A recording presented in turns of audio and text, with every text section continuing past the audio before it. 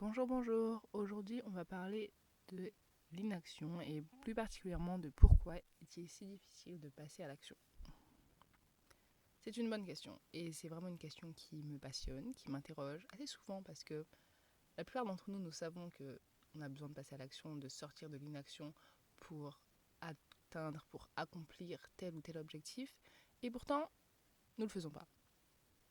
Alors, pourquoi ? Peut-être que c'est dû à la paresse, peut-être que nous sommes paresseux par nature, mais je ne pense pas. Cette théorie est plus que bancale. Tout simplement parce que si nous étions tous paresseux, nous ne ferions absolument rien de nos vies et ce n'est pas le cas. Ce qui veut dire qu'il y a forcément des raisons qui expliqueraient ça. Et souvent on entend parler de talent ou de motivation. Donc on va commencer par ces deux hypothèses. Commençons par le talent. Déjà, qu'est-ce que le talent ? Le talent est défini par une disposition ou une aptitude dans un domaine ou une activité. En gros, le talent, c'est quelque chose d'inné, qui nous est donné par mère nature dès notre plus jeune âge. Mais le talent est-il lié à l'action ou à l'inaction ? Je ne pense pas. Il est lié au succès, dans le sens où plus tu as de talent, logiquement, tu devrais avoir du succès plus facilement. Ou pas d'ailleurs, ça dépend. Mais je ne pense pas que le fait d'être talentueux soit corrélé avec l'inaction. Ou avec l'action d'ailleurs. Prenons un exemple simple. Je suis sûre que dans ton entourage, tu connais au moins une personne qui a un talent de fou, je sais pas, pour le dessin, pour la danse, pour la peinture, pour peu importe, et qui ne l'utilise pas, qui gâche littéralement son talent. Alors, première hypothèse, réfutée. Passons à la deuxième hypothèse, la motivation. Alors, qu'est-ce que la motivation ?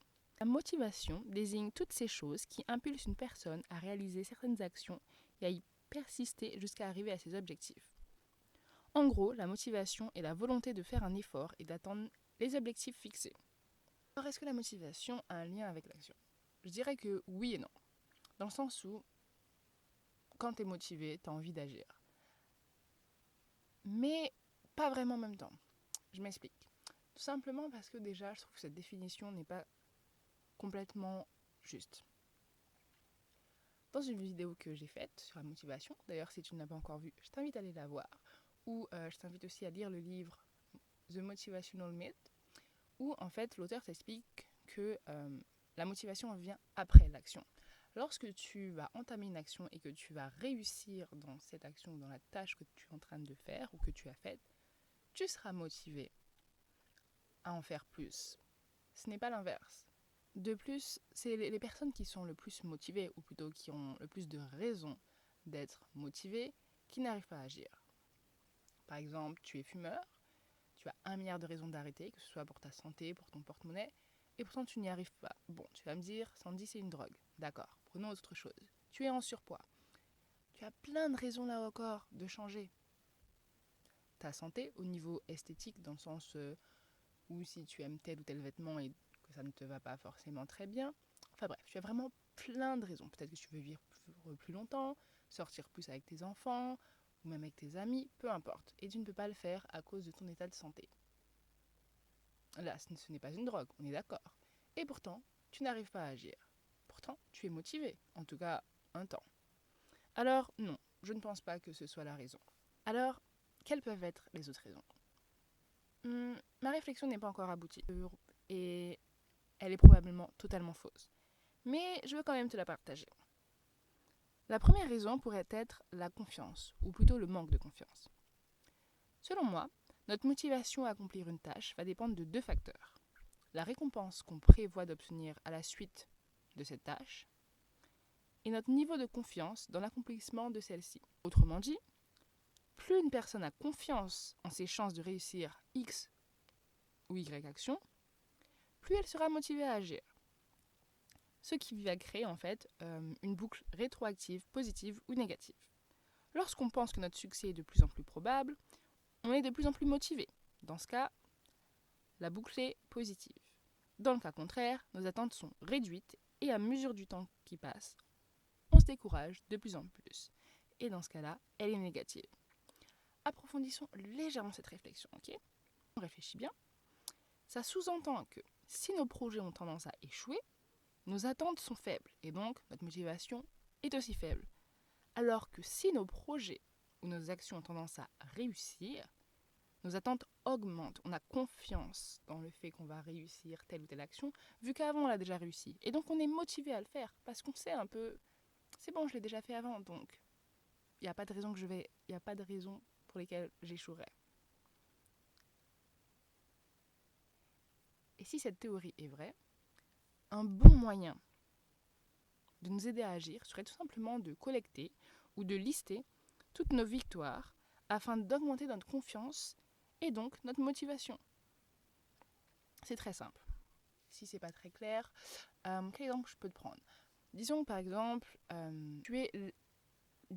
que par exemple tu as l'habitude de parler en public, ok? Que à chacun de tes discours, ça s'est bien passé. Sauf que habituellement, tu parles devant un public de 10, 30 personnes. Et là, pour la première fois, tu dois faire un discours devant plus d'une centaine de personnes. Donc forcément, tu es un peu stressé, etc., etc. Sauf que, étant donné que tu as déjà des expériences passées qui ont été positives, tu auras plus de chances à être motivé. Alors que si les autres fois tu avais échoué, eh ben tu n'aurais pas confiance, forcément. Et donc tu serais démotivé et donc tu ne voudrais pas agir. Deuxième raison pourrait être que la théorie et la réalité sont tellement éloignées qu'un fossé nous empêche d'agir. Par contre, un principe simple. Disons que nous avons deux types de visions. Une abstraite et lointaine et une concrète et proche. Souvent, lorsque nous nous donnons des objectifs, ces deux visions s'entrechoquent, ce qui les rend incompatibles. Disons que M. Lupin est pour objectif de se remettre en forme, ok? Donc il s'imagine avec moins de gras, plus de muscles, il imagine son corps, il imagine sa santé, son état énergétique. Il se sent bien, il est fier. Pour l'instant, son objectif est lointain et idéalisé. Quelque temps après, M. Lupin se rend à la salle de sport. Il commence à monter sur la machine, hop, hop, hop. 20 minutes, 30 minutes passent, 1 heure passe. Et là, au lieu de se focaliser sur son objectif idéalisé, il se rend compte qu'il transpire comme un bœuf, que ses muscles le tiraillent et qu'il est tout sauf à l'aise. Ce qui expliquerait pourquoi nous avons tant de mal à continuer un projet après l'avoir commencé. En fait, la personne qui imagine l'objectif est différente de la personne qui l'exécute. Et ces deux versions opposées nous empêchent d'agir. Une solution qui semble évidente serait tout simplement de coordonner ces deux visions de nous-mêmes. Mais bon, c'est plus facile à dire qu'à faire. La troisième possibilité serait le fait de vouloir se fondre dans la masse ou de ne pas être montré du doigt. Je sais, dit comme ça peut être un peu bizarre parce que on a tendance à se dire qu'au contraire, on veut se démarquer des autres ou montrer qu'on peut plus ou mieux faire, montrer notre unicité. Pourtant, si l'on regarde les choses sous un autre angle,